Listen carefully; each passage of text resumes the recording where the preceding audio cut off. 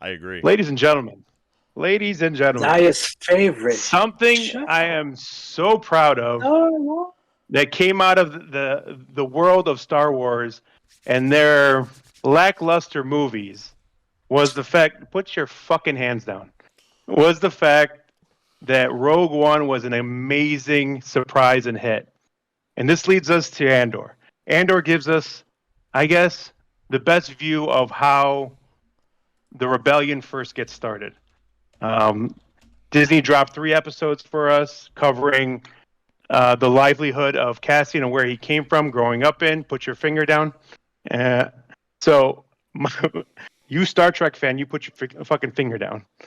So I I got a love the fact question. that we got a bit of a history going back and forth in every single one of these episodes of where Cassian came from, his planet, and what might have happened to it, how key members of the rebellion get started, who initializes it, and just the fact that it's shot with such a great spy camera. Like every episode doesn't have a lot of action in it, but the anticipation of the thrill is there, and you're like, man, what's going to happen next? What's going to happen next? What's going to happen next? So, what do you guys think of the first 3 episodes? To me, it was great. Rudy, I'm going to go to you first. Well, Rolly, go ahead. You were so excited. No, Wait, I was gonna yeah. say Zai's last. We were here Star Trek. First off, the actor who plays Andor, Diego Luna, a big fan ever since Amores Huge. Perros y Tu Mamá También. Like he's very recognized in the Hispanic community as a very good actor. So seeing that there, awesome, right? And then the opening sequence kind of reminded me of Blade Runner. It was raining. Yes. It was dark. Yes. It was like, oh, Huge. wow, very cool. Callback to that movie because you felt that vibe. And then you mentioned like it gave you like that Jason Bourne vibe. Like right away, he was already taking care of business, and it was like great way to start the show. Like and coming in without knowing anything about what's going on, it got me hooked and got me interested and following through and finishing that episode. And really, Yeah, I have a lot to say, but I'll start with this. First thing, B2 emo, bro. Love that dude. And if you guys didn't catch it, you know how like the intro of Star Wars, Marvel has the superheroes and Star Wars has the shiny masks. Yeah. I don't know if you caught that B2 was on there, and this is like the first Immediately. time we see. Yeah, right from the bat, and you're like, what? And this is the first time we see this robot. We've seen this droid 3 times, three episodes, and he's already gonna be an icon for years to come, bro. Such a cool android. And number 2, before I turn it over, is that I agree with what you guys said, but I don't think we've had a Star Wars show that specifically tell you the time frame, right? Because I think it said BBY. Man, I was going to say that was amazing. Yeah. Yeah, so in Star Wars, we go by the Battle of Yavin, and this specifically said like BBY 5, right? Like so 5 years before that battle, which puts us in a specific timeline where we don't even have to like go find out, right? Which is great. And then we kind of jump back into the past of his origins, right? And man, and just the fact that they can jump back and forth within the same scenes is fucking amazing. Drop mic. Go ahead, big guy. Or a non-Star Wars fan here. First of all, this is not an origin story for the whole rebellion, it seemed like. Just It for is. how Andor got introduced into the rebellion. Come No. on. The No. third episode, he's like to him, how would you like to fight for something bigger than yourself? Fight for everyone. Fight for your friends, fight for your family, blah blah blah. Right, but nothing's been set up yet. Right now it's the resistance. It's not even the rebellion yet. The key players in the rebellion we haven't even seen them yet. So all we know is How do you know that? We're because only I on know one, because one or I two know who the planets key here. members are. Because I know who the key members are. It's something that people that watch Star Wars religiously know who the key members are, Mr. Star Trek. So what it is actually the key members. You go with Mon Mothma, you go to Bail Organa, and Princess Leia.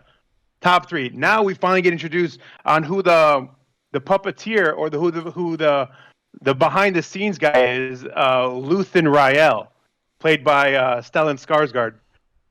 Doctor, what's his name from X-Men? From Thor. What's his name next? From I mean, Thor. when Thor. What's his name in Thor again? Dr. Selvig. Dr. Selvig. Selvig. Yeah. So like right now, like there's not been a show I've been more excited about other than Obi-Wan than this one because of how good I thought Rogue One was. And from what I've realized is that going back to what Rudy said, the fact that they used BBY, that's never been done other than from fans. Only fans talk about BBY or ABY. So before Battle of Yavin or after Battle of Yavin. And Battle of Yavin, just so people understand who are watching this, is episode 4, New Hope. Mm-hmm. So with Rogue One leading straight into New Hope at the end, they are just literally attached at the hip. What Disney has announced with Andor is the fact that we're going to get 2 seasons of this, 12 episodes, so more than we would get with any Mandalorian, Boba Fett, Obi-Wan. Usually they're always 8. So we're getting 12 episodes of this for 2 seasons, and the second season is going to roll right into Rogue One. Exactly. Oh, they already announced it's 2 seasons? Yeah, they've already renewed it even before it came out. So it's going to be 2 seasons, 12 episodes, leading straight into Rogue One. All right. Well, I mean, I'll give you this. Rogue One was pretty good. You guys saw I was watching it while we were having our meeting last night. So I was refreshing my memory because I did like it back then. I remember that, but it's been so long. I only saw it one time when it first came out, and I think Rolly dragged me to the theater to see that one, or someone did. I don't know. Fine. Good job, Rolly. Good job, fine, Rolly. I'll go see it. But anyway, I liked it. It was good. And I liked how it like you were saying, it was basically like the prequel to number 4, A New Hope. So I liked that too, and I liked how Rogue One was a prequel to the prequel.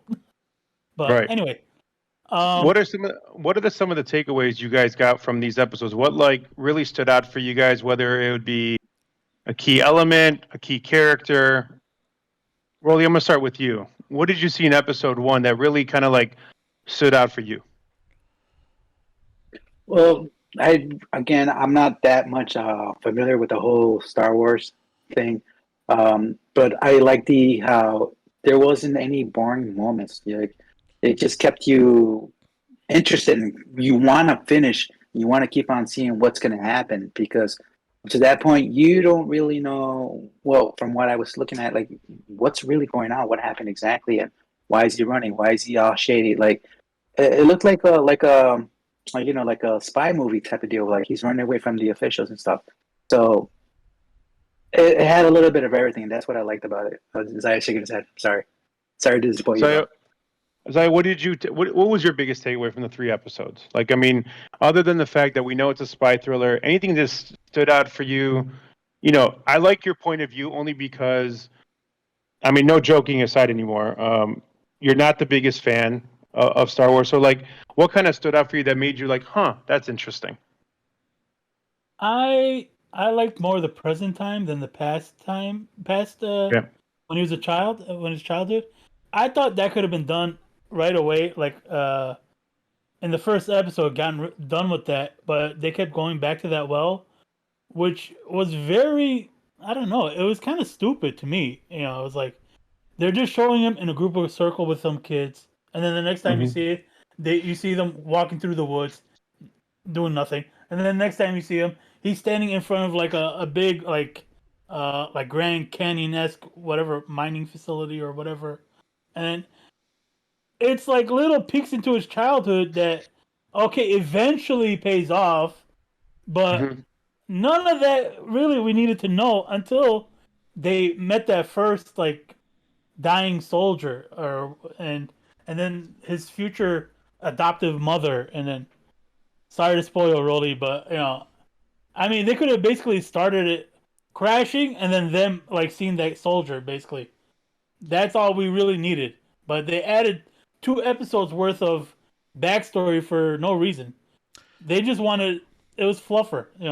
I'll let Rudy chime in on this one because I feel like he has a lot to rebut about. Yeah, I'm gonna just get a catcher's mitt. Calm down. I'm gonna throw a curveball at you, but I think at plain sight it may have looked like it was just some kids with like raggedy clothes or whatever, but there is something behind that, and I'll start by saying that this is the first time also within the Star Wars series that we don't get subtitles. These kids were speaking in their native tongue and no subtitles. Which, however, by the way, they created a real language for. Go ahead. Yeah. But how's that positive? How's that a positive? Because, I mean, that just speaks of the writing, because we didn't need to understand what the fuck they were saying to understand what was happening, and I think that's one thing. And in episode 2, they see them going towards the ship that's falling or whatever, and we see the pits, and I think there's a deeper meaning of the pits, right? And I think what it tells us is that they're abandoned. I think that, and we confirmed later in episode 2, right, that these miners that were mining the pits are no longer there. And they probably Which died, most likely were her parents. Right. Which most likely are these kids' parents. in some tragic way. And then these kids have had to like raised on their own, like be raised on their own and alone, right? Well, that's an oxymoron because they're together, but you know what I mean. And you know what it was? It was very Lord of the Flies. Yes, and that's why they're wearing different clothes or whatever, because of course, they just kind of survive with whatever they have.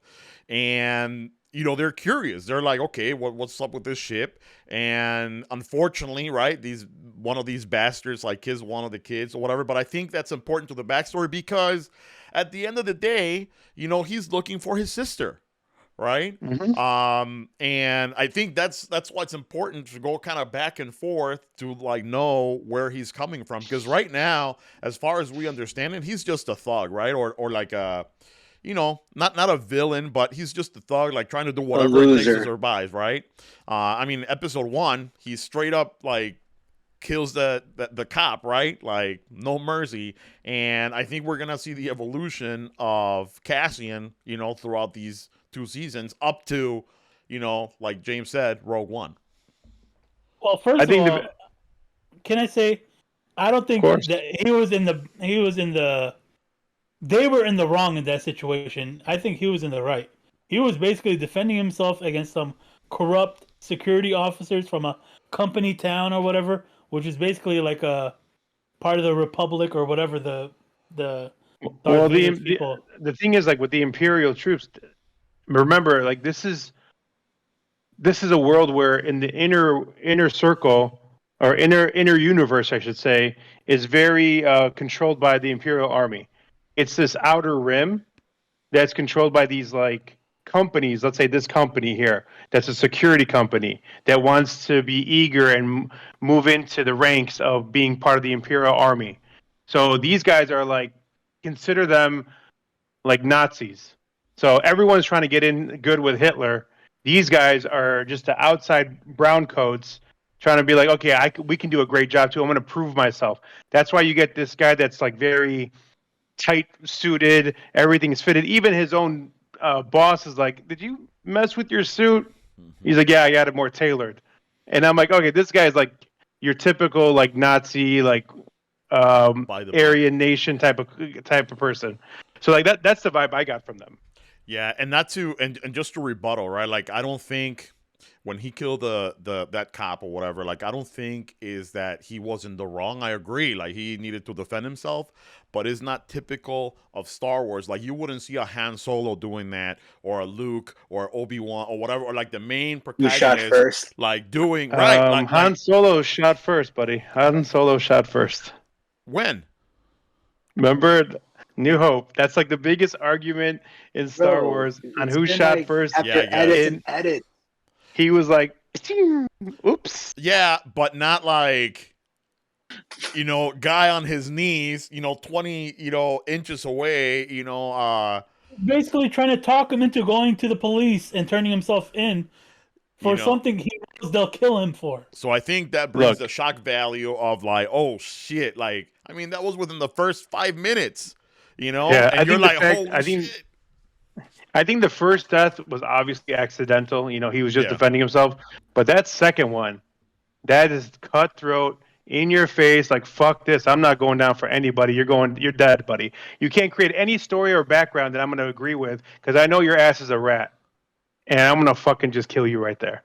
Yes, because that guy was like, either you can die later, or I can just kill you now and get away with it. He's like, I can die later, or you can die now. That's the choice I have right now. I'd rather kill him now and live. And I agree with Some him. of the things that I found in this is that we got introduced to three planets we've never heard of before. So we got introduced to Morona, Canary, and Ferrix. Ferrix is where they're at now. The present time. It's an iron mining town. You can tell from all the banging on metals. You got the guy in the tower banging on the metal, which, by the way, I think that's the same metal used in Mandalorian. Beskar steel. Because remember in Mandalorian when he was holding up the Beskar bar, it had swirl marks on it? Well, this one's got the same fucking swirl marks all over it. So I think it might be Beskar. That's what I took away from that. And I mean honestly, like the cast and who they brought in for this, I loved every single person. Like they fit their role perfectly. Even what's his name, Sergeant Kostek, who, if you guys don't remember, Sergeant Kostek is the chubbier guy that's working with the Nazi wannabe or the Imperial wannabe. Who is like stoking up his ego? Yes, you're right. So you should be doing this. The ultimate kiss ass. Do you guys remember where that guy's from? I already talked to Rudy about this. He's in a very famous movie that some of us actually liked. Rolly, you got any clue who that guy is? I don't think Rolly has seen him yet. I don't think he was in episode 1. No, but who is it? So Sergeant Kostek is the same guy that played the commissioner in Robert Pattinson's Batman. Oh my god! Like the only difference is he has a full on, right? He looks so different. I'm looking at this guy and I'm like, then you look at his IMDb and you're like, holy shit! You remember him in Shaft? He's in Shaft, bro. What Shaft? With Samuel L. Jackson? Yes. What did he play in Shaft? The original. He was a Puerto Rican. No. That's not him. What? That's not him. The Batman, right? You're talking about the Batman commissioner. No, dude. No, the he's not Commissioner Gordon. This year, from this year, bro. Wait, no. Yeah, listen, not. I know Commissioner Gordon isn't Commissioner Gordon yet in Robert Pattinson's Batman. Okay, but that's the guy I'm talking about. Who you're talking about? Right, not him. So the actual commissioner, he is in the church scene. With the beard. Okay. Yeah, the white guy, not the black guy. I think the first scene where we see him in there is where the commissioner has him in the murder scene, and then he walks in, he's like, what the fuck is he doing here? Like, get him out of here or whatever. Yes, that's him. Exactly, yes. And like I was like, holy shit, this casting's amazing. And you got Bix. She is so hot. What's her name again? Arjona. Adria Arjona. So Miss Arjona. And she's the daughter of a very, very famous Guatemalan singer that I don't like. So if you come across me and tell me and ask me where I'm from, and when I say Guatemala, you said, "Oh, so you like Arjona?" No, I don't like his music. I like his daughter. Period. Oh, that's Ricardo's daughter. Yes. I like how you say Ricardo like he's your best friend. Oh, family member? Go ahead. Yeah, I'm telling you, everybody knows him. BFS, bro. So like going into these episodes, I mean, there was a lot going on. I mean, so one thing I did was really questioning is how did Luthen Rial know Cassian's history when they were in the warehouse and he's about to make the trade and the exchange for money. And he's like, "Yeah, Cassian, like what are they gonna do? Hang me in the town square like they did your father? Like, how the hell did he know that? Like that's like stuff that I'm like really intrigued about. Now, is that something he knew from he worked with his dad, or is something that maybe Bix said something to him because she knows him so well? So like, I'm trying to see how much of a role Bix is going to play in future episodes. So I don't know if you noticed, but so my theory is, and of course, this is just a theory, is that there was a character with Marva when they rescue him as a little boy. He was a Yes. black guy and he's not in the future, right? So I'm thinking that he's gonna be the connection with Luthen, as to like hey, like go test this guy because he's a badass or whatever, right? So I think we're gonna see a connection there. Again, just a theory, no real background, only because the guy wasn't there. Right. And like my biggest wonder is, are we going to see Princess Leia?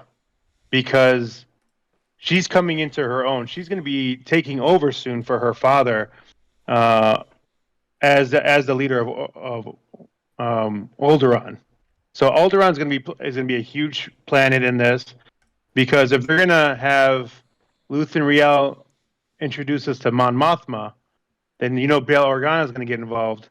Mm-hmm. And are we going to see a teenage Princess Leia in this? And who the hell's going to play Princess Leia? Yeah, I think so. I was thinking even Luke. I thinking, just kind of like how he was in Obi-Wan, like not playing a big role, but I'm thinking that they're going to drop these like little things. I think Princess Leia may have definitely a bigger role. But I don't think we're going to see Luke. Yeah, I don't know. I mean, he's alive, like he's alive. Like why not drop it in there? And I know that he's in Tatooine, minding his own business, farming sheep. Yeah. But it is a possibility, right? Although I think you're right. Like Princess Leia is like the more political, and more involved in what is the rebellion. So I think you're right. And yeah, it's a question of who's that gonna be, or will she be another Daredevil? I don't know. Just to clarify, it's going to be 2 12-episode seasons, right? So it's 24 total? Okay. Yeah. Because I just saw that online. That's awesome. So we're gonna be getting this. I'm just happy that, because with most of these shows and episodes, they don't really intertwine directly, and it seems like with Rogue One, it's literally attaching itself to the previous. So with the movie Rogue One, it attached itself to A New Hope, like right to the very end. That scene with Darth Vader in the dark, probably one of my favorite scenes I've ever seen in Star Wars. Him just complete darkness, and all you see is a red lightsaber go off, and I'm like, someone's gonna die, and then everyone died. So I have an anecdote about that, and I don't know if I shared it with you guys already, but for sure not on the podcast, so I'll share it. But back when Rogue One came out, and I don't know if you guys remember the year, but it was, what has to be like 6 years ago or something, right? Before Disney Plus or whatever, I couldn't get access to the movie, and somebody kind of gave me a bootleg version, and I'm like, what? I don't like watching bootleg, but it's Rogue One, it's Star Wars, let me watch it. So I watched the whole thing. I thought it was awesome, and I kept hearing people, but I watched it because people kept saying like, man, what a movie, the ending.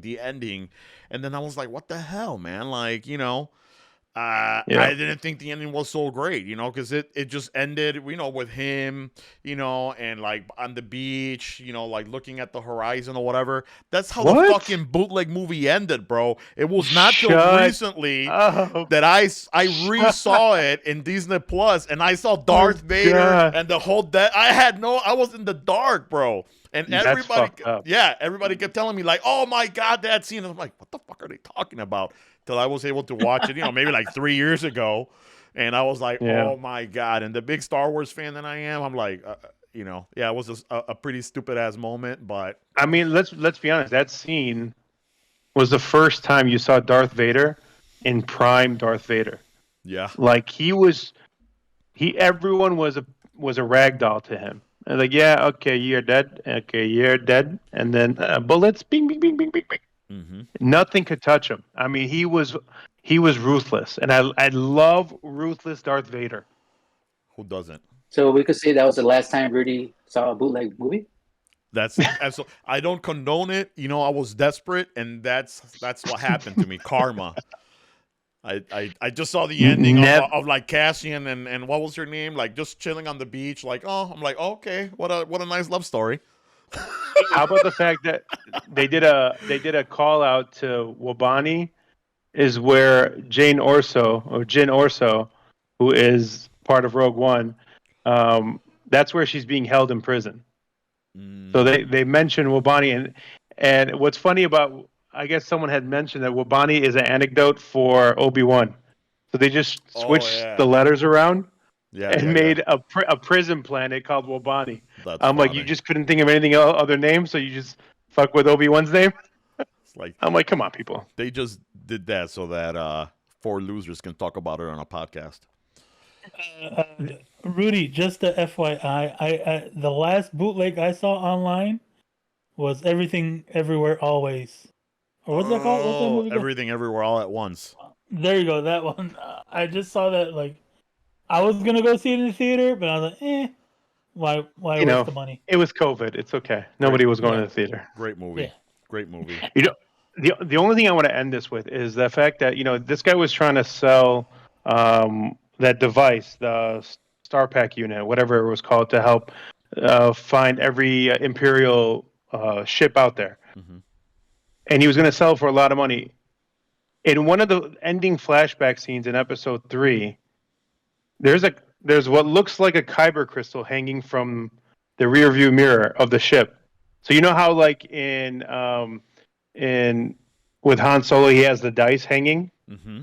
Mm-hmm. There's something that looks like a kyber crystal. No way. Just chilling there. It's a crystal. Now, is it a kyber crystal? I don't know. Well, if they have a kyber crystal, that thing's worth more than anything on the face of the planet. So if you want to make money, grab that fucking crystal, schmuck. I mean, dude had money, bro. He was like, "Yeah, I'll give you an extra 1,000." He's like, credits, "What's up? Bam! What do you need?" He was Donald Trump in it right there. Donald Trump mentioned on our podcast. Holy shit! Yeah, so I mean, let's wait and see what happens next. These 3 episodes seemed like one story. Like, the episode 1 was the beginning, episode 2 was the middle, episode 3 was the end, and then it would continue on to the rest of the season. Did you just say episode 1 was the beginning, no. episode 2 was the middle, and 3 was the end? of this story, of this This story is why right he gets paid the big bucks here on Sci'd Geeks, ladies and gentlemen. He Yes. knows where the beginning, middle, and end is. But I mean, no, this story, the whole beginning was in episode 1, the whole middle was episode 2, and the whole end was 3. You see how it's like one long episode, split into 3 parts. I hate the fact that we're going to be stuck to one episode now at a week. We got really spoiled with 3 at one time, and now we have to wait for 1 a week. And they're going to be they're going to be at least 40 to 45 minutes long. No end credit scenes with Star Wars, so nobody wait around for those. But yeah, I mean, intriguing where it's going to go. Agreed. I can't get enough.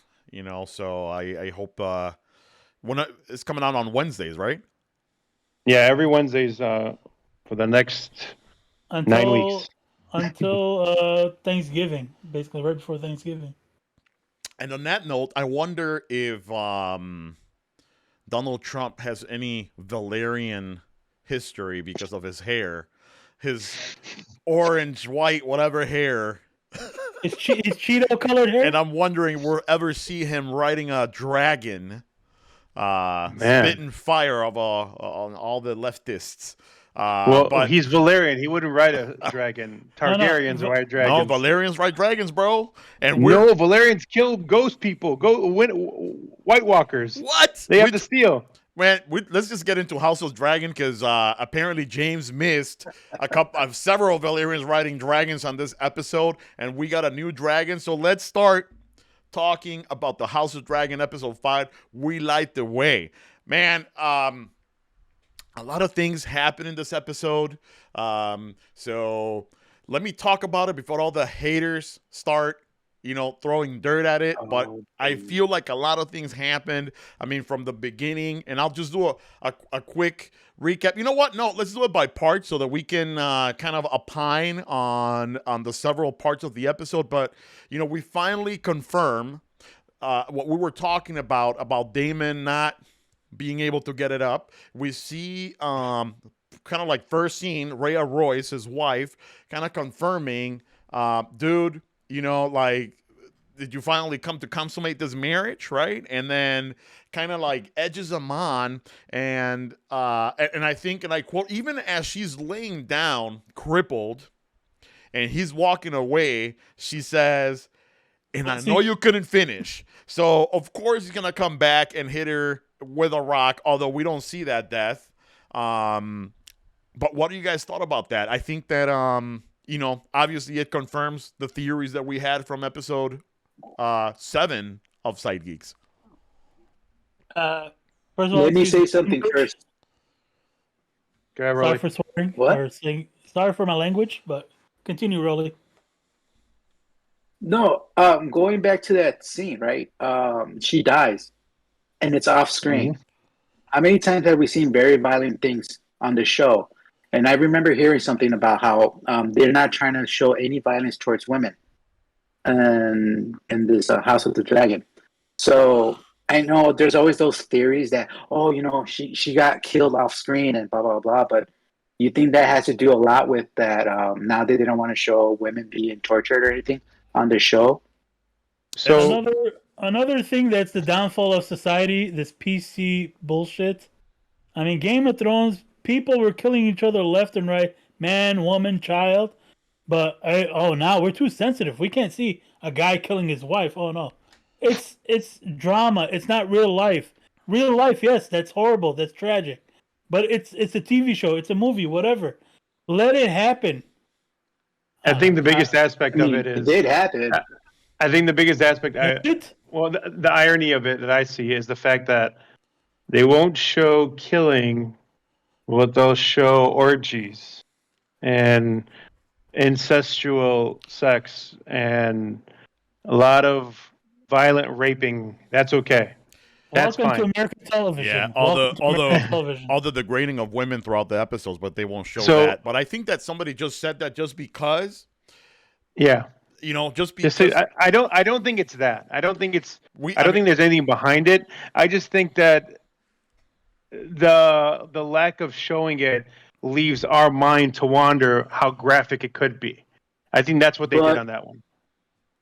Yeah, but watch what happens later on, and they do show somebody else. I get it, but like, I mean, it's you're not how going is to that have. fair? Well, the thing is, okay, I think you're looking at it the wrong way. I think you're looking at it. Oh, we're not beating on women. No, I don't think it has anything to do with that. I think we can't have graphic scene after graphic scene after graphic scene after graphic scene with Game of Thrones. We didn't get it with Game of Thrones. We had like maybe one big graphic scene at the end, and then like here and there they'd have like little beatings, and they wouldn't even show us everything too. It was the same thing. So like I think that the aspect that we're trying to take that they're not trying to beat women doesn't make any sense, because if you're trying to demoralize women or make them seem small or insignificant, you're not going to sit there and show some of the raunchiest sex scenes on HBO right now. So I mean, it doesn't make any sense to not show one end, but they'll show the other end. It's either all or nothing. If you're not going to degrade women, don't show the sex part either. So I don't think I think they're just leaving us to because like, okay, let's be honest. When in the previous episode, when they were at war and he killed the Crab King or whatever his name is, we didn't see him kill him. They just dragged his body out. So like, there's a lot of stuff we haven't seen. All we saw was half a body with intestines hanging out. And funny in this episode that we got to see the Crab King's mask sitting on the Valerian King's mantle. Yeah, and I So think that was there's a deeper meaning to that, because in the book, Rhea Royce falls off her horse and hits her head on a rock. So it wasn't necessarily Damon that killed her in the book. So I think that the writer just kind of put that in the show just to make Damon a badass. But we saw a horse crush her body, right? Like, just Yeah. because we didn't see the final blow, it doesn't mean that we didn't see a fucking ton crush her body, right? So I just think, like James was saying, maybe somebody just said that to throw some hate to the show, or maybe not, or whatever, or get a reaction. But I agree. Yeah, they can really degrade women in other ways. Again, in the behind the scenes of this episode, like right after the whole episode, they show that the showrunner, which thank God they fired him or something, or he's gone. Because seriously, I think it's this guy who, I don't know, whatever. He's gone. Thank you. But he's like, yeah, in the book, they He show really her getting offended pushed you, by huh? the horse. I really think he's killing the show. I'm sorry, you guys love it. You guys are defending it or whatever. But I think he did basically a piss poor job of a prequel to Game of Thrones. And he's giving you guys Easter eggs, which is great, but he's not doing a great job with like storytelling, as great as they did on the first 5 seasons of Game of Thrones, 5-6 seasons. But in any case, in the behind the scenes footage, that showrunner is talking about how in the book, yeah, the horse kicks her and crushes her and everything. He's like, I don't like that. So I thought I'd do it my way, and I'd have Damon come, show up, and blah, blah, blah, blah. And I thought it would be more graphic and more satisfying that way.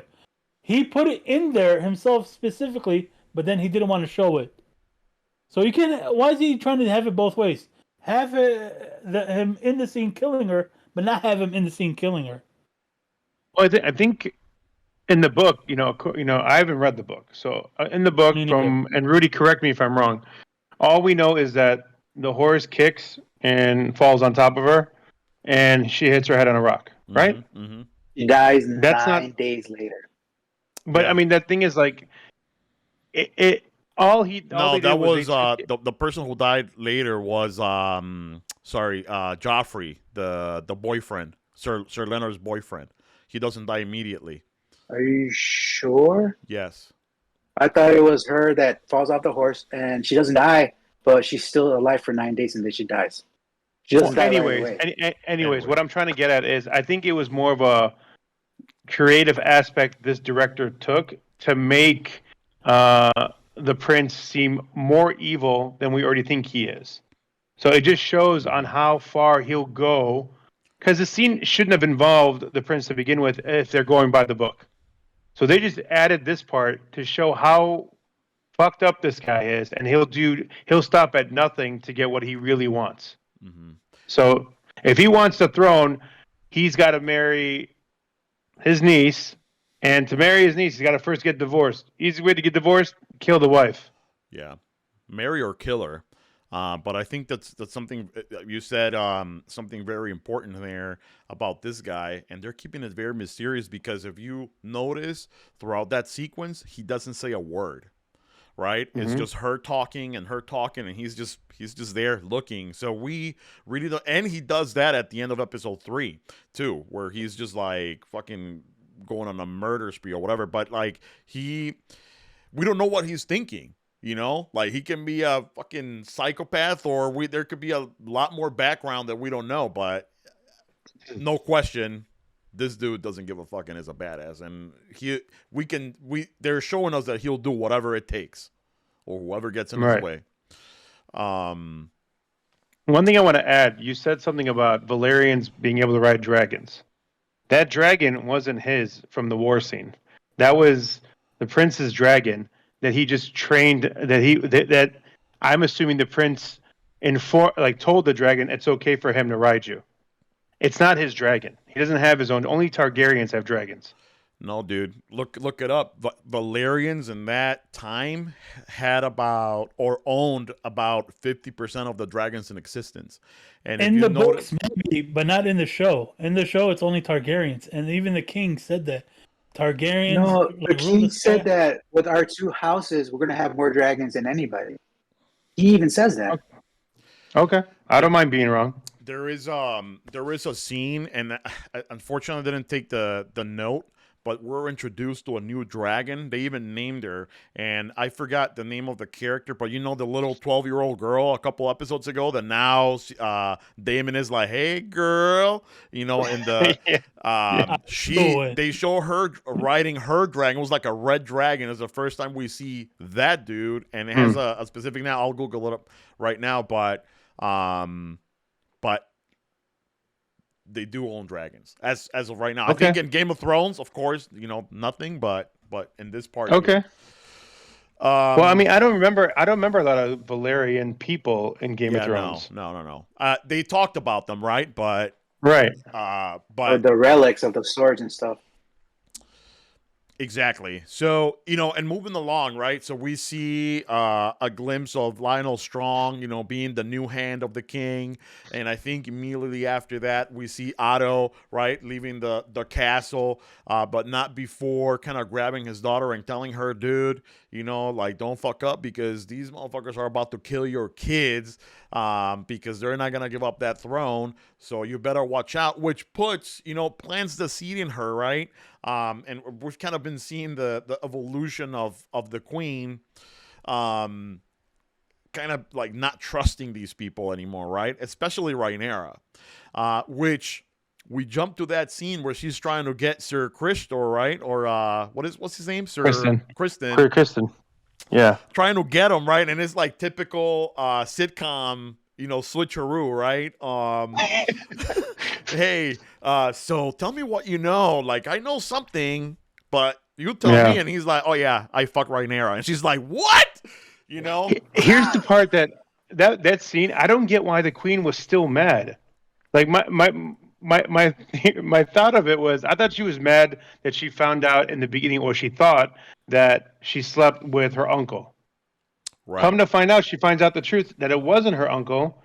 She porked her security guard. Yeah. And so what was the big deal in that? I think she's mad. She have to be a virgin? She's mad because Rhaenyra swore to her that she was still a virgin, right? And that she said, like, I wouldn't do that. Like, you can trust me or whatever. And then come to find out that, okay, she drank the tea, and that's what she was confronting Sir Kristen about, right? And then he confesses that they did the deed, right? So I think right there to her is like, oh my God, like she did lie to me in the end, right? Like, why Not couldn't only she just... that, it's because also that she got her dad fired. That could be another thing too. That He gives her more deserved to be ammunition. fired. Wait, she got her dad fired? Just why? Because she believed her? I think the dad was going to get fired regardless. Rhaenyra got him fired. Right. But I mean, I think Rhaenyra got her fired. Not the queen. Not the queen. Didn't. The princess. Oh no, the princess. That's why the queen was mad. Wait, isn't that what we're talking about? Why the queen is still mad? I think it's gonna go down as the queen. This is gonna be the queen's biggest overreaction, and it's gonna cause a lot of people to lose their lives. Yeah, but in a way, I mean, I think you're kind of right because by believing Rhaenyra, right? She kind of tells the king, and I don't remember, you know, like I'm paraphrasing here, but just kind of says, you know, like I believe her, right? Meaning, don't believe my dad, type thing. Just kind of like solidify that, and then come to find out, oh, this bitch did lie, right? Mm-hmm. So she probably could have played a bigger role in supporting her dad and saying, hey, you know, she is lying. I think the dad was going anyway. Doesn't matter if the queen supported him or not. He was gone. So maybe she feels guilty for her little piece in his firing, but I think he was gone in any case. Doesn't matter. The hand should be happy he didn't lose his life, because if it was Stark, poor guy lost his life in the first season. This guy was a backstabber from the beginning. Right. So nobody's arguing that. So that's why he didn't die. The good guys die, and the bad guys keep going on and on and on and on. At least that's how Game of Thrones usually is. Well, Game of Thrones was. I don't know. House of the Dragon. And The then we come to cliffhanger find out tradition? that.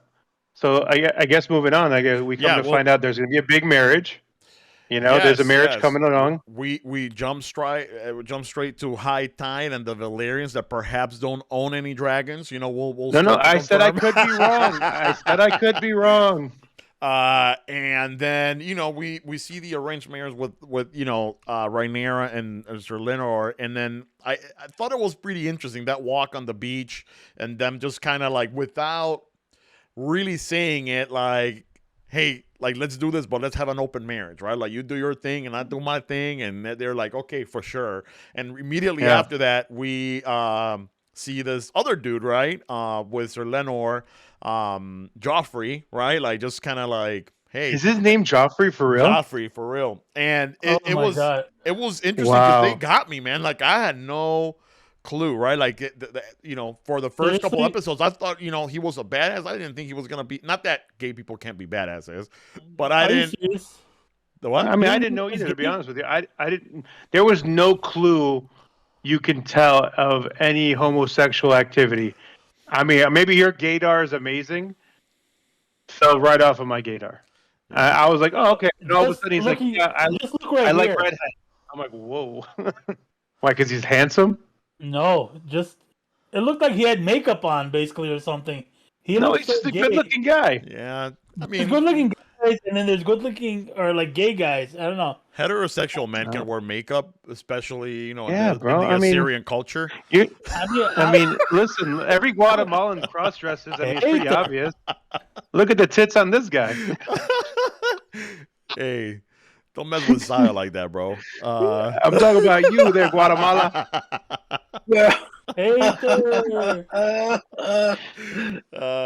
So we As jumped everyone into can tell, we're going into our 4th hour, so we're about slap happiness. yes.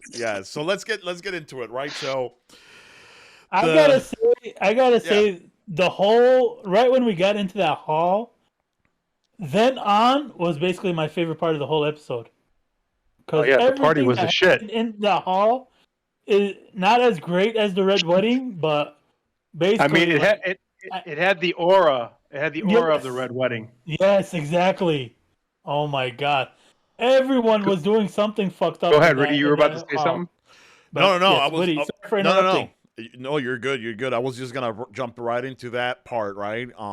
Where the king is about to do the speech in the hall, and he's like basically saying a couple of words, and he couldn't finish his sentence when the queen walks in, right? And I just wanted to throw out there that in one of the scenes where we see Otto leaving the castle, there's an actual frame on his horse, where they have the high tower, and the sigil normally has like burning fire, but this time like it had green fire, and normally for House Hightower, right, like what that means is that they are ready for Preparing for war, right, or preparing for war. And so I thought that it was a great symbol that the Queen Alicent interrupts the king wearing, a green dress, right? And I think that some of like her people noticed that, right? right away. Right away, and they kind of stood up or whatever, and then everybody follows through except for Daemon, right? But I thought that was a pretty interesting scene. But I'll let you guys opine. Dude, even Damon interrupted the whole. His entrance basically interrupted everything. Then her entrance interrupted everything, and it's like everyone who entered basically interrupted someone else. Yeah, Is but that- when is Prince that- is it Damon, me? I think when Prince Damon came in, there was no speech ready to be said. I It think was like a shock. people were still like coming in, and then as the Valerians came in, there was a little pause, and then Prince Damon walked in, but the Queen interrupting the King, I guess mid sentence, in a green dress, and then everyone, obviously her people Titties informing us that that's what the green meant. I was just like, holy shit! Okay, she's really overreacting. You know what? I love the two guys who mentioned the dress. They're like, "What is the Hightower's color for war meat? Green." Mhm. Oh wow, this is going to go crazy. I don't know, But whatever they said, Yeah. it was something like that. I love how they were gossiping like little girls or something. I was like, oh my god, that's crazy. But I love how when Damon entered, it was basically like a record stop. It's like, like everyone stopped for a second, look at him. He's here. Oh my god. And like, but I don't know. I thought that was funny. But continue on, please. Rolly. What about you, Rolly? I mean, you pretty much said everything, right? Where the everybody coming in and stuff, and things stop and stare. And I like how the everything was building up, right? Even to the way people were eating their food, like it was just like intense, right? And it felt like with the past experience watching Game of Thrones, where every time somebody was getting married, something was about to go down. I think, and the good thing was like nobody major died in this episode. It was like a small role that the character that passed away, but like, but it was. Well, here's what my do you guys real think? quick. I just want to just one thing. You said it was a very intense scene. Yeah, I it was think the building up. intensity went away right after the queen sat down. Like, and afterwards, it became a party. Like, I didn't think it was. I'll be honest. I didn't expect what happened afterwards. I was like, okay, it's just a party. Everyone's gonna go crazy. I did expect Damon to get flirty with somebody he wasn't supposed to get flirty with. I thought it was gonna be Rhaenyra. I didn't think it was gonna be the Valerian princess. I was like, oh, this guy. And then what happened. Yeah, Flirty? but he did get flirty with Rhaenyra, right? And I think that's when the tension started building up again because the king is looking at them and they're like dancing pretty dirty dancing style, right? Like to the point where, and they're talking It was like in Lambada. Targaryen, right? And to the point where they're looking at each other and he's like, first the queen, now this shit. Like I get no respect, Rodney Dangerfield, right? Like this is some bullshit about to happen right here. I got And- leeches all over my body.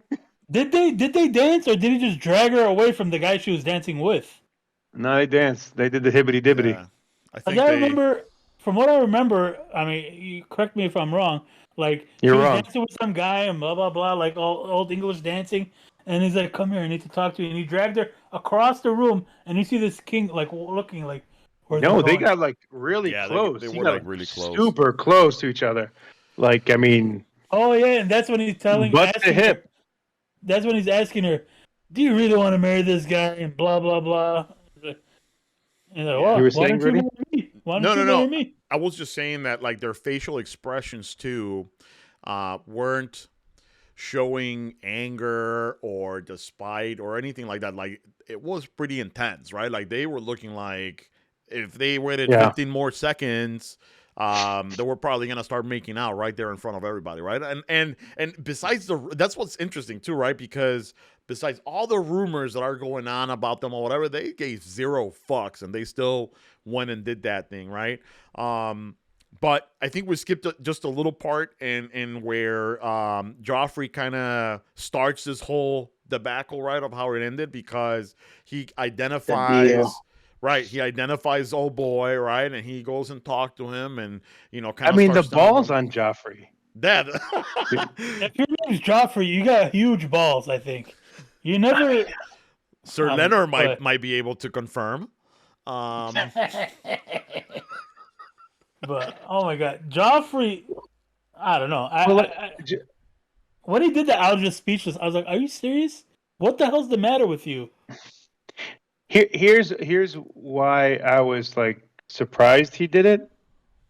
Usually, from what we've seen with, let's say, Game of Thrones, people that are like well established, like Littlefinger, right, would come out with a threat like that. Oh, I know a couple secrets about you. Let's just make sure next time I ask for a favor, you jump the gun and you fucking do me that favor. For someone that we just met, and I don't even think he had other than 2 lines in the episode to that point, comes up and just goes, "Hey, bruh, I know what you're doing. Listen, I know, just let you know that I got some interests that are different than your interests, but are similar to each other's interests if we keep each other interested." Know what I'm saying? Yeah. Yeah, I mean, yeah. I got you. Yeah, I But mean, I think it Broly, speaks what'd you to. think? Sorry. What did you think about that? No, yeah, it was like very bold for this guy to start making propositions already. Or what's gonna happen, and like, but not very smart because you don't want to compromise your situation, especially since the deed hasn't even been done yet. Like, at least wait till after the marriage, and then Let the share what ink you want to dry. do. as Yeah. well, So I mean, his boyfriend told him not to do anything. He's like, "Don't do anything stupid. You're gonna ruin my situation." And he still does it. The balls on this guy. He still goes up to Sir Christian and does this thing. you like to Now, talk I about the do have balls I on do this have a guy. question. I have a question real quick, and whoever wants to chime in, chime in. We don't really know if just those words caused the fight, right? Because I mean, I Off didn't miss screen. something, did I? Because like I it was think, just yeah. like he said whatever he said. I thought Joffrey was walking away, and then next thing I know, his A face fight. is caved in. Yeah, I think Yeah, I think I honestly thought that it was like the princess was being attacked or something, or Yeah, I was like Mhm. something's going down, and then oh wait, it's just the guards. Like okay, but right away I thought the worst, like oh something happened, or maybe Damon was doing something retarded, or or stupid. Like we have no idea until then we see the two guys yeah, in that's the what I we ground. thought saw I totally too. thought it was gonna be Damon. I Go ahead, uh Rudy. I was just saying that I think we speaking of Joffrey, right, and how ballsy it was to go talk to Sir Kristen or whatever.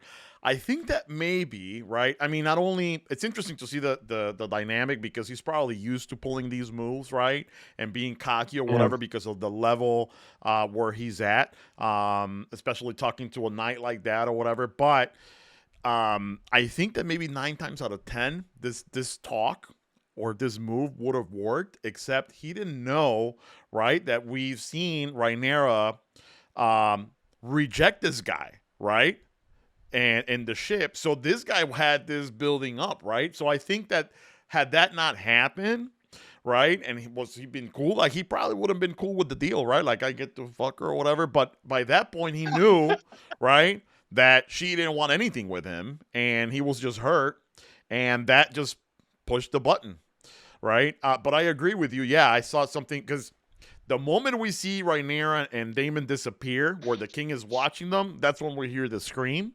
and you're thinking something is happening to her. I wasn't expecting Joffrey getting pounded like that, but that was Yeah, interesting. Okay, Rudy, I I, have a question. Oh, I go wait ahead. real quick. I thought either Rhaenyra was stabbing Damon or something with I don't know with that Valerian sword we saw in the last episode, or or Damon was killing her and basically taking back or trying to take back his succession.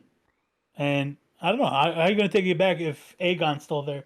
But in any case, that was what was going on in my mind. And then we see Sir Christian beating up on Joffrey. I'm like, what? When did this happen? How did this happen? And I, Was Sir Christian mentioned in Game of Thrones in like a backstory or like some sort of mythology about him? Like he was something. I'm trying to see. Like I thought, and mind you, I don't remember Game of Thrones like that.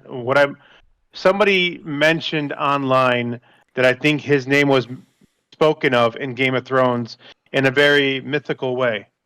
So I mean, how big of a role is Sir Christian going to play in the House of Dragons? Do you guys think? I think it's gonna be big. I think that I'm trying to remember right now, and I think it has something to do with his sword, and just to cut back to that part a little bit, right? While that at the end where they're doing the prayer, right? Like we kind of Mhm. jumping back and forth because he's about to like kamikaze himself, right? Right. And so that brings a good question because I think there's something with that sword and his house being something, right? Like in the future. So I think he will play a bigger role because right now, just with that interaction where the queen just kind of calms him down and kind of like says, "Hey, don't do this." I think they're gonna become allies.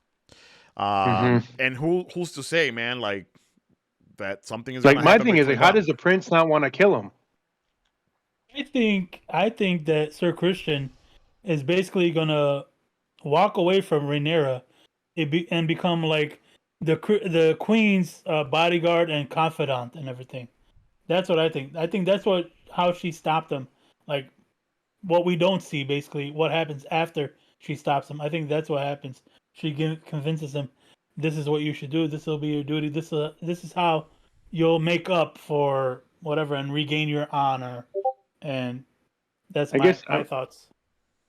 I'm also intrigued to see how much longer King Viserys is going to survive. Like, I mean, that boy. I mean, what's left? Well, that's what He's spitting up blood and that's fainting away. That's why I reacted when Rolly said, "Hey, like no major death," but him, I'm like, we don't know if he's dead, right? I mean, he collapsed. Mhm. But in the trailer for the next episode, they show him older, as they showed like the older queen and the older daughter, older Rhaenyra, older Alicent. So they're both like at least I don't know how many 10 years older. So Oh and wait, he's still there's going to around. be a time jump in the next episode. Yes. Yes, the kids Yeah. are gone. The kid Alicent, the kid Rhaenyra is gone, and it's the adult actors playing those parts. So you're saying there's going to be like a 10-year jump? You think? I think think it's 10 years so. because I think so. they're adults. Yeah, and I was just saying, like, Wow. we don't know if if the king is dead without, for this episode, right? Like, not, pretending that I know what's happening in the future. But yeah, I think it's gonna be a big jump. I think you do know, you liar. Yeah, and I think there was a big jump in this one too because I think there was a shot of Queen Alicent with a baby. So I think there's a second baby now, and there will be more babies next show. So Babies. blonde. Man, I'll Hey, be honest with you. does Like, anybody Go ahead, anybody bro. know what disease he has now? Like, it looks like Leprosy? leprosy. Like, what Didn't we say? is it? Yeah, that's why. Didn't one of you guys mention that? Or Either was that or the Black Plague. Yeah. Isn't that whatever? Isn't that I what love- killed everybody from medieval times? The plague. Well, then how does his wife not get it too? If it's leprosy, right? You know what? I saw the older actress who plays Alicent on what is that show? Jimmy Kimmel, and she's like, he asked her the same exact question. He's like, so doesn't your husband, the king on the show, doesn't he basically have leprosy? And She's been vaccinated. and he's like, so if he has leprosy and you're sleeping with him and having his children, how do you not have leprosy on the show? She's like, I don't know. I didn't know he had powerful pussy. leprosy. Yeah. Powerful pussy. That's all I can say. Yeah, and thank you for bringing that up. Indestructible. Yeah, so she has a tougher pussy than She-Hulk. But Rolly, thank you for bringing it up because there's a theory out there too, where, and I don't know if you caught this, right, but somebody suggests to the maester, and I forgot the maester's name, about like an alternative remedy for the king, and he's like kind of set back into the old school ways of like the maggots and the leeches or whatever. So, do you guys think that he's just old school, or could there be a bigger plot there trying to like speed up? He's working with the hand. He's working with the X hand. I mean, let's be honest. It's House of Dragons. It's not going to be like I'm set in my ways. It's more like I know what the real way to clear this guy is, and it ain't leeches. Nice. Fucking leeches. But that sums up the episode. Anything else that you guys caught or missed? Let me ask Zaya No. this question: is he gonna be more positive moving forward with this show now that the kids are gone? Didn't I tell you in the chat? I hope that now once the adults are in the show, that it's basically going to be the real House of the Dragons. This was just like an epilogue, like wake me up when it's finally actually the show that we've been waiting for this whole time. So I don't know. I think the real show is about to start right now with the next episode. That's what it seems like to me. But if it just keeps going on as the way it is, I'm still gonna. I just don't Not get be it. a Z. big fan. He doesn't like House of the Dragon. Then he Listen. doesn't like Andor, which are like masterpieces. But he I do wants me to like watch a show Andor. by a guy named Mo and the Foos or whatever. Like I don't. You know what it is? The You know what homie it is? fools or whatever. If Rudy is the king, then Z is the prince, the evil prince, because he's going everything opposite of whatever Rudy wants. If Rudy's Viserys, Z is Prince, whatever his name is. I love nice, beautiful women. Rolly actually saw Mo and said he liked it, and That's because he looks like him. And he said he saw this fool too and liked that too. Am I wrong, or am I quoting you right? No, yeah, they're both good shows. Yeah. But you don't like the shows we're talking about here. I liked Andor, but I thought it was slow as fuck. I mean, seriously, the flashbacks were pointless to me. I don't know, because you guys have all the backstory from memorizing all the Star Wars and stuff. Maybe that's why it's more intriguing to you. But there's no backstory. It's just the fact that it's a spy thriller, and every spy thriller starts off similar. Like even with Bourne, how many flashback scenes were there of him previously in his days where he remembered, or it went back to a certain killing he did? It was flashbacks all the time. Rambo. And that's how usually thrillers are done. You get the present time, and then you get the past to kind of like enrich the story. Arrow. I get it. Arrow. I loved it on Arrow. I loved it on Jason Bourne. And I'm telling you, this one was pointless compared to those. That's because you don't like Star Wars. There's kids in the show, you don't like it? I like the present time, and I liked, like I said, the overall story between episodes 1 to 3. It's like they're building him up into joining the rebellion. I thought that was a cool story. But the past, that could have been dealt with in like 5 minutes. We didn't need all that flashing back. But yeah. But you'll accept it. But you'll accept it in the Star Trek movie.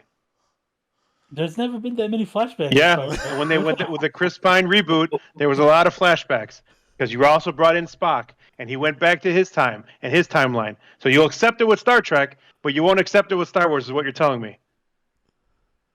Yes. Maybe. So that's called racism, my friend. That is racism. Here's what it is. Here's what it is. I know more about like you guys know a lot about Star Wars. I know a lot about Star Trek. But let me finish before you interrupt. I know a lot about Star Trek, just like you know a lot about Star Wars, but the flashbacks add to what my knowledge of Star Trek is on Star Trek. The flashbacks are adding to your knowledge of Star Wars. Oh, this kind of points to this, and this points to this. It's not really doing that for me. It's not doing anything for me. These flashbacks are not giving us any information in the Star Wars world, is what I'm telling you.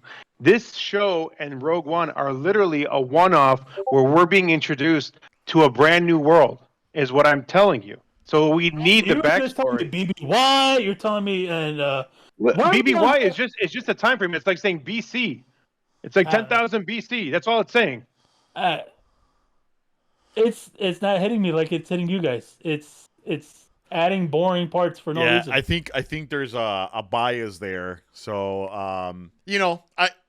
I recommend going in with an open mind, because I think all the present time I liked it, except I didn't like the flashbacks. And fair enough. You gonna jump down my throat for the flashbacks?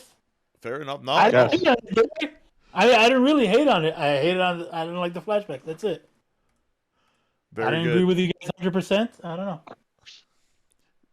Just for that, no Daredevil for you next week. All right, so that's the show, ladies and gentlemen. We're gonna disconnect here, but then we will box after the show. I'll try to get something on camera. I don't promise anything. There might be blood. We're not gonna show it only because what Rolly was saying. We don't want to show all this blood on camera or anything like that. We're a PG-13 rating. But thank you so much for watching. We appreciate your. Did he say KY jelly right now? I'm projecting Discord, right? Only Rolly. But thank you so much for staying You're with my us. boy, Blue. Please like, subscribe, comment, follow us on Spotify, YouTube, and all the above. We're close to, some very good reproductions here on Spotify. So share it with a friend. Please do that. If they like House of the Dragon, Star Wars, Star Trek, whatever, any sci-fi stuff, share it because they're going to like this shit. All And right. tell them to subscribe, please. Thank you. Adios. Adios, Ricardo Arjona.